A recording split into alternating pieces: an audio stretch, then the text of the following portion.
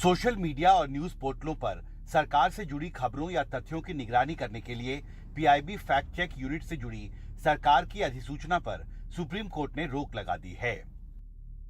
केंद्र सरकार के नए आईटी रूल्स 2023 को चुनौती देने वाली stand up comedian Kunal Kamra और एडिटर्स गिल्ड की याचिका पर सुनवाई के दौरान सुप्रीम कोर्ट ने हाईकोर्ट के 20 मार्च के अंतरिम रोक न लगाने के फैसले को रद्द कर दिया। सुप्रीम कोर्ट ने कहा, नए आईटी रूल्स को चुनौती देने वाली याचिकाओं पर बॉम्बे हाईकोर्ट में सुनवाई होनी है। इसमें मुख्य तौर पर बोलने की आजादी का मुद्दा उठाया गया है। हम इस मामले में मेरिट पर कुछ नहीं कहना चाहते, हाईकोर्ट को इसका फैसला करना है। तब तक आईटी नियमों पर रोक रहेगी। अगर सरकार बाकी सारी इन्फॉर्मेशन जो उसको पसंद नहीं है उसे झुठला करके उसे बोले ये झूठ है और ये अब सर्कुलेट नहीं होंगे डिजिटल मीडिया में, तो सिर्फ सरकार के वर्जन जो है वो चलेगा और बाकी सारे वर्जन वो सच्चाई के खत्म हो जाएंगे। तो प्रथम दृष्टया सुप्रीम कोर्ट ने इस हमारी दलील से आज अग्री किया और नोटिफिकेशन को स्टे करते हुए जो मैटर ऑलरेडी तीसरे जज बॉम्बे हाईकोर्ट के सामने, क्योंकि दो जज के बीच में डिसएग्रीमेंट था इसकी संवैधानिकता को लेकर के, तो अब वो 15 अप्रैल को उसकी सुनवाई होगी।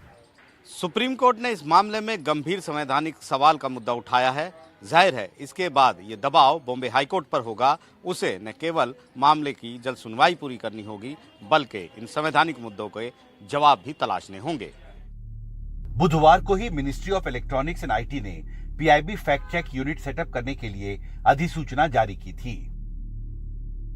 सरकार की दलील है कि सरकार से जुड़ी जानकारी को फैक्ट चेक करना किसी बाहरी एजेंसी के लिए संभव नहीं होगा।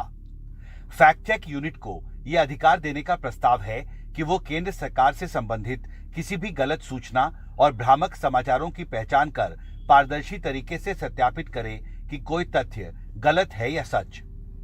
नए नियमों के मुताबिक अगर पीआईबी फैक्ट चेक यूनिट तय करती है कि कोई खबर फेक है, तो सोशल मीडिया प्लेटफॉर्म्स को उस खबर को हटाना होगा। अगर वो खबर नहीं हटाते हैं तो आईटी एक्ट के सेक्शन 79 के तहत लॉ सूट से जो उन्हें संरक्षण मिलता है वो हटा दिया जाएगा।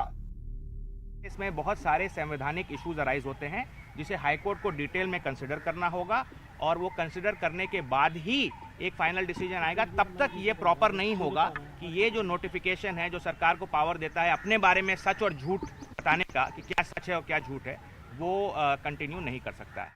लोकसभा चुनावों से पहले फेक न्यूज से सख्ती से निपटने के लिए PIB fact check unit setup करने के भारत सरकार के प्रस्ताव पर सुनवाई के दौरान सुप्रीम कोर्ट ने साफ शब्दों में कहा कि इस मामले से जुड़े कई बड़े संवैधानिक सवाल हैं।